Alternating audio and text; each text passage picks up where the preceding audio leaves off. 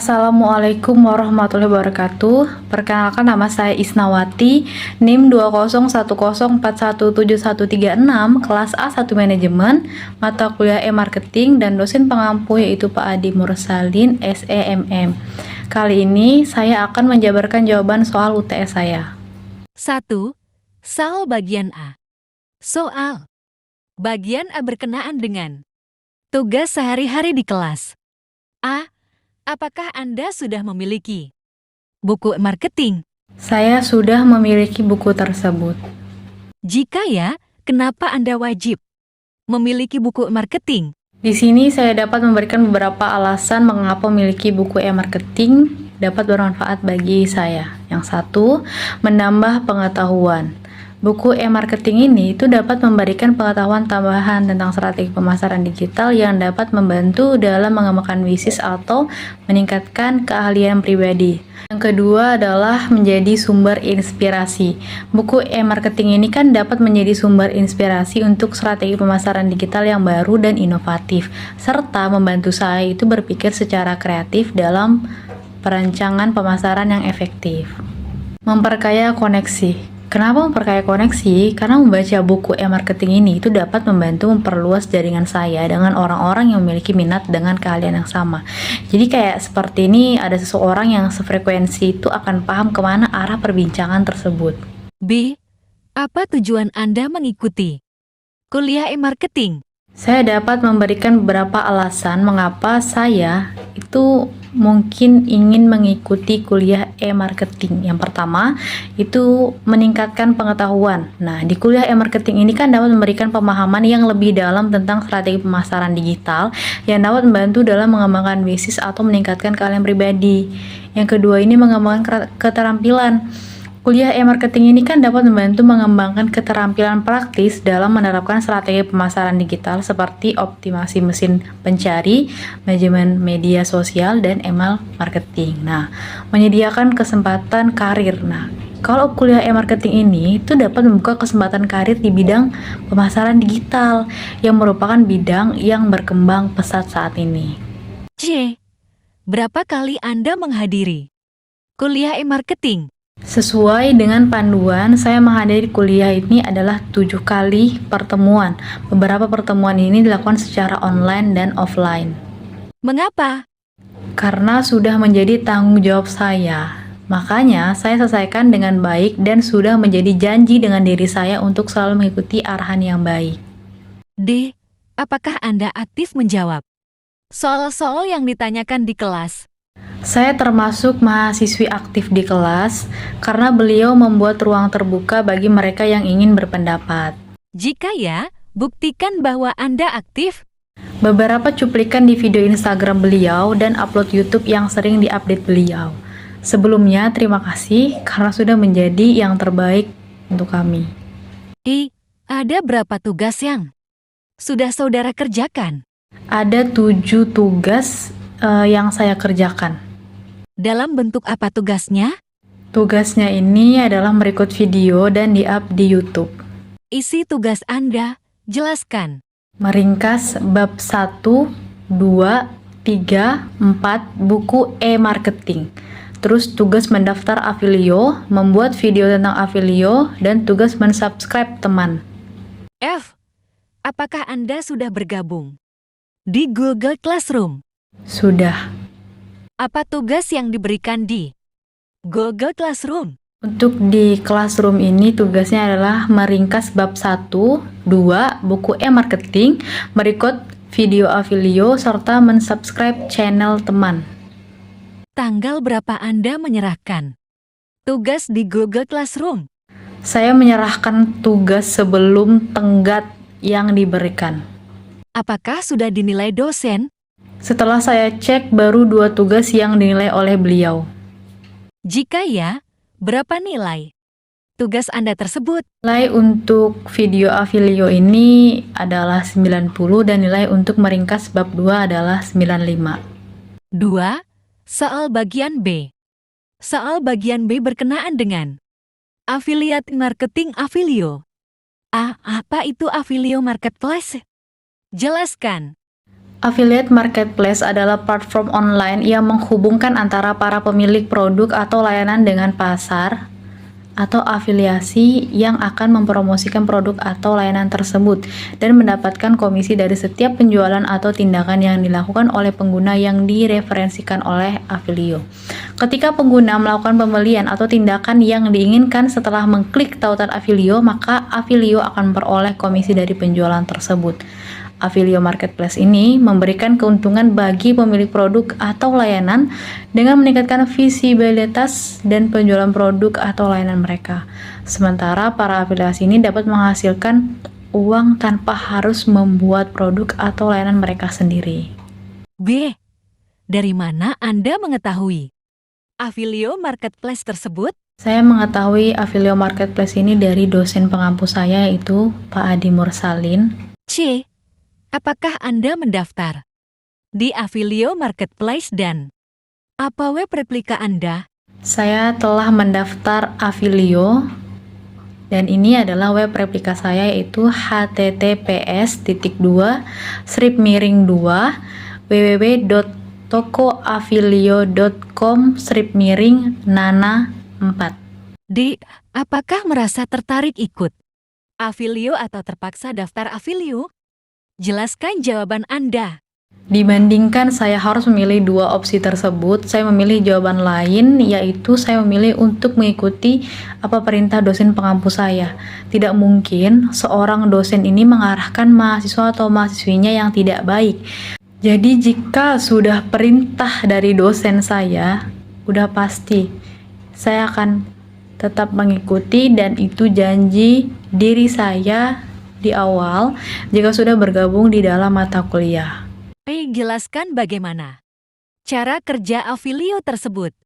Yang satu, Affilio itu memilih produk atau layanan yang ingin dipromosikan dari program Affilio yang tersedia di platform Affilio Marketplace. Yang kedua, pemilik produk atau layanan memberikan tautan unik kepada Affilio untuk dipromosikan di saluran online. Yang ketiga ini, pengguna itu mengklik tautan Affilio dan diarahkan ke situs web atau halaman produk. Yang keempat, ini pengguna melakukan tindakan yang diinginkan seperti pembelian produk, mengisi formulir, atau mendaftar layanan. Yang kelima adalah Affilio menerima komisi dari pemilik produk atau layanan berdasarkan tindakan yang dilakukan oleh pengguna yang direferensikan oleh Affilio. F.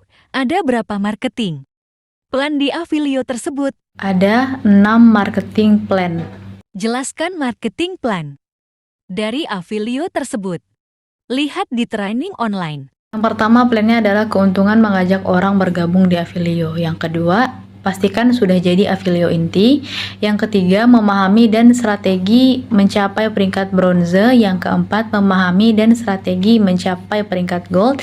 Yang kelima, memahami dan strategi mencapai peringkat platinum. Yang keenam adalah memahami strategi mencapai peringkat diamond. G. Jelaskan bagaimana komisi yang ditentukan dalam Affilio tersebut.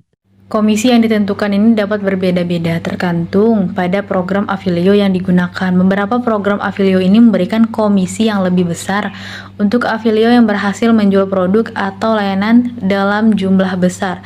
Sedangkan program lainnya ini memberikan komisi tetap untuk setiap penjualan atau tindakan yang tertentu dilakukan oleh pengguna yang direferensikan oleh Affilio.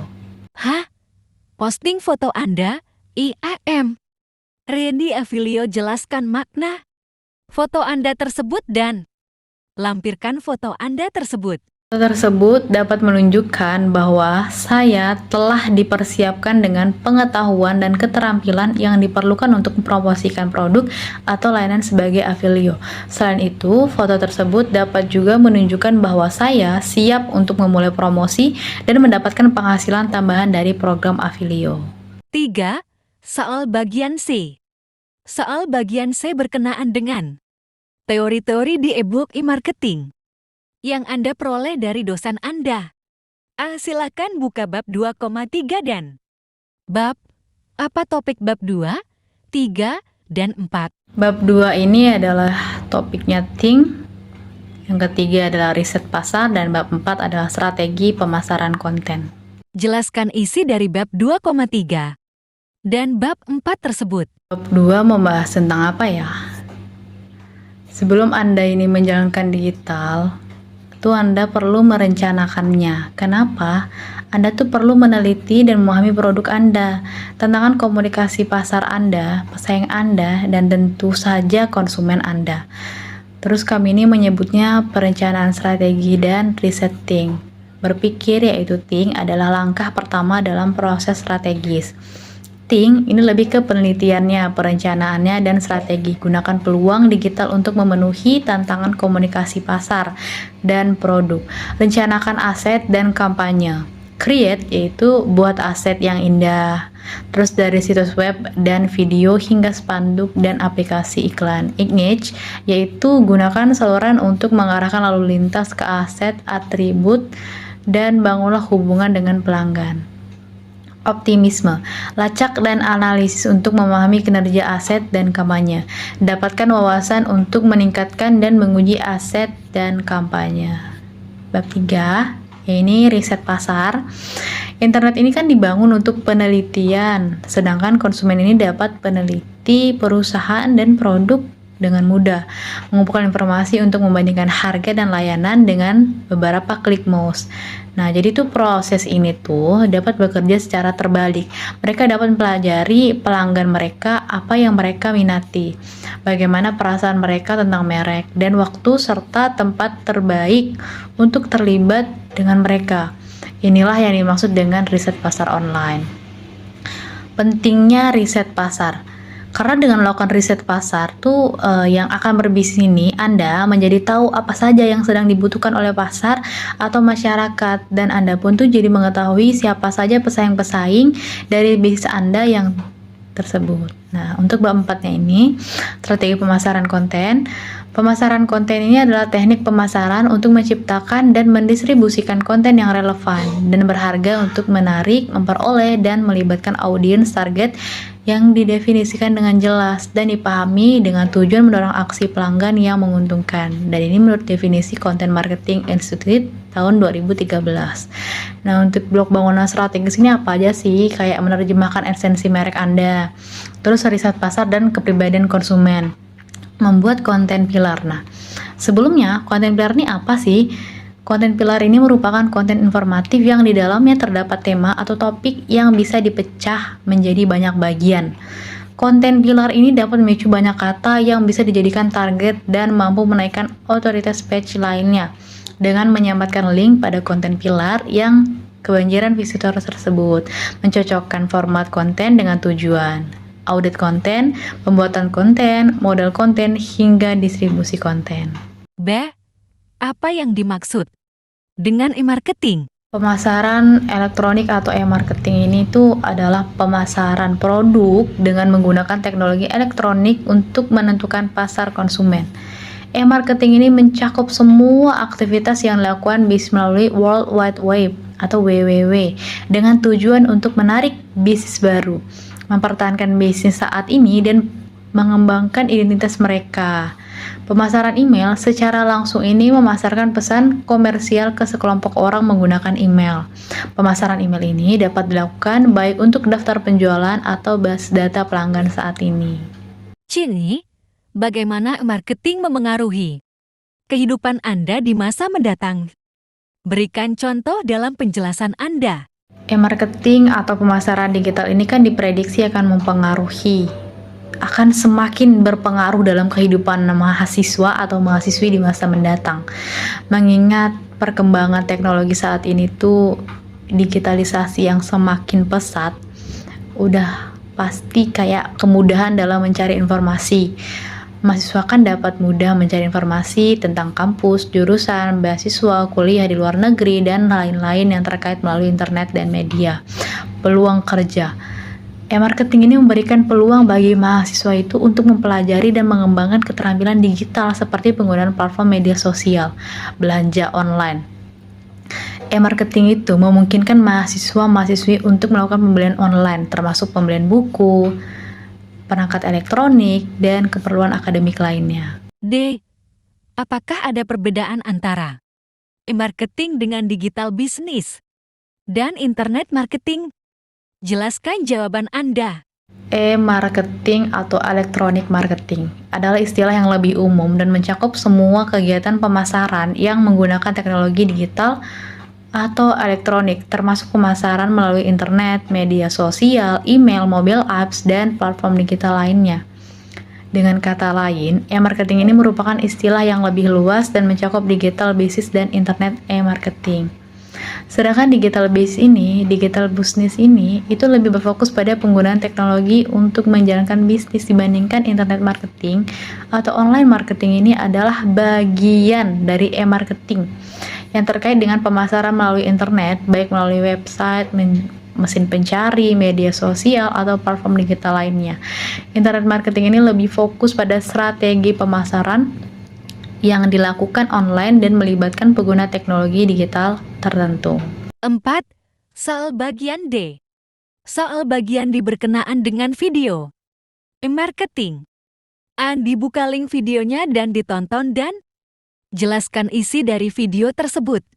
Sebutkan judul video tersebut. Judul dari video tersebut adalah Kerangka Ideal Belajar Digital E-marketing untuk Pemula. Siapa pembicaranya? Pak Denny Santoso. Dan manfaat apa yang Anda peroleh dari menonton video tersebut? Saya mendapat ilmu baru, materi tentang digital marketing. Bagaimana cara mempelajari digital marketing menurut pembicara tersebut? Memiliki 4 fase, yaitu fase pertama yaitu build, yaitu fondasi. Di fase kedua yaitu ada automatic, dari penjualan yang bisa otomatis dan tidak satu-satu, yang tidak menyebabkan kerepotan. Fase scale adalah fase promosi, yang artinya kalian tuh udah siap dan memiliki bahan untuk kedepannya lebih kuat. Yang terakhir adalah advance, yang artinya maju, atau lebih diperjelasnya adalah kalian yang sudah kokoh di pendirian kalian, di depan sana itu sudah pasti ada peluang. Kalian sudah kuat, pasti bisa melewati badai apapun yang menerjang. Banyak banget kesan atau pesan-pesan yang diberikan oleh pemateri. Sekian dari saya, terima kasih.